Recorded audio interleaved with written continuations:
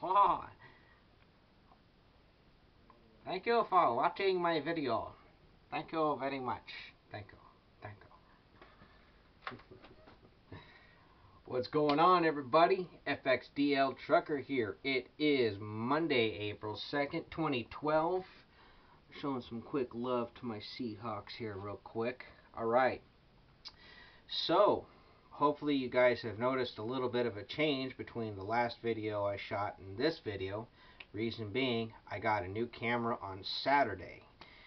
So, you guys, no more crappy cell phone camera videos that are sideways and the audio is all fucked up.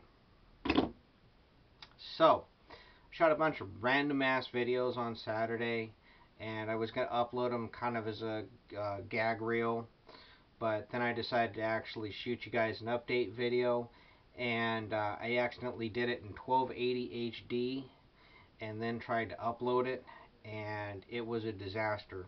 I started uploading it at about 2 o'clock in the afternoon, and by 12 o'clock midnight it was only at 44%. So I got mad and canceled it, and now I'm shooting one in 640, and I'm going to see how long it takes me to upload the 640. I don't want to go down to 320 because I just shot a video on 320 and I didn't like the quality. So let's get into this update. So the last video I shot you guys was when I was on my way up to Salinas. I'm not going to go into specifics about the whole drive test or anything like that. I am happy to tell you that as of 5 o'clock Wednesday, I do have my CDL.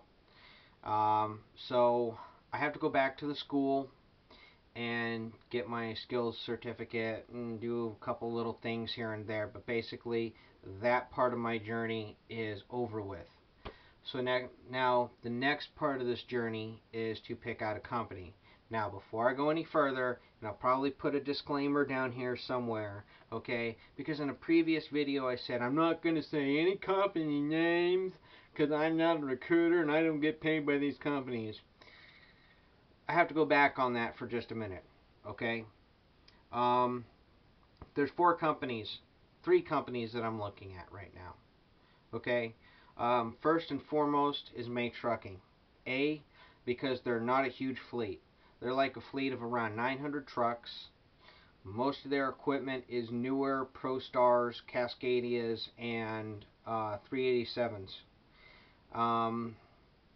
Their miles, from what the recruiter is telling me, and so far, the drivers that I've talked to on the Truckers Report forum, by the way, that's a plug for the Truckers Report. You guys should go check them out. Ha. Okay. Seem to be able to back up the fact that they do get between 25 and 2,800 miles a week for the 48 state, which is their reefer division, their Western 11, which is their divisional. The recruiter said they get between 2,000 and 2,500. So I don't know. I'm still going to end up going 48 state, at least for a while. At least so I get to see the country.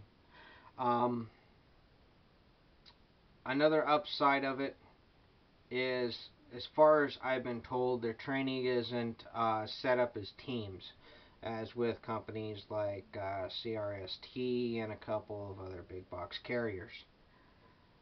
So the only con to May Trucking that I have found, if you could even call it a con, is the fact that they do not allow you to take your tractor home. Now, the reason why I don't really see that as a con is the fact that after being in that truck for 28 days straight, the last thing I want to do is see that truck for 4 days. Instead, I'm going to be spending time with my kids and riding my Harley. Okay? So, that's the end with May Trucking. Now let's get into another company, Warner Enterprises. You see Warner all over the place. They are a huge company, and their recruiters spit a pretty good game about how good a company they are. Unfortunately, some of the trucker reports that I've read so far, I haven't heard good stuff about them. But, If you went by what every disgruntled, pissed off driver went by, you would never get in the trucking industry, period. So, they do allow you to take your truck home. They do run pretty much the same kind of equipment that May runs, which is the ProStars, the Cascadias, and the 387s. Very rarely I see a W900. So if there's any representatives out there that work for Warner that just happen to stumble upon this video, bring back the W900s, man. Those are badass trucks. I really wish you guys would bring back the K100Es that you guys used to run. Now, for those of you that don't know, K100E is Kenworth's cab over engine truck, which had the double sleeper in the back, which actually was based off of, or actually the original Optimus Prime was based off of that truck. So enough of my nerdiness.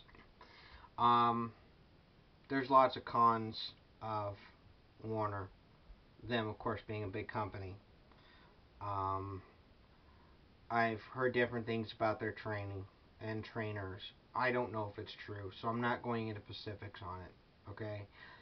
Again, if you guys want information, check out the trucker forums. Check out Google Warner Enterprises. The Truckers Report forum is a good one to go on. There's plenty of seasoned drivers on there that can give you really good information. Next is Swift. Okay, are you done laughing yet? Okay. Now I know there's probably more acronyms for Swift than I care to sit here and name off. The thing about Swift, and this is one thing that's kind of leading me towards Swift, is their training. They send you out for 240 hours with a mentor. Now, I don't need somebody holding my hand, guys. I'm not a professional steering wheel holder. I'm a professional driver, or I am working towards becoming a professional driver. I shouldn't say I'm a professional driver yet.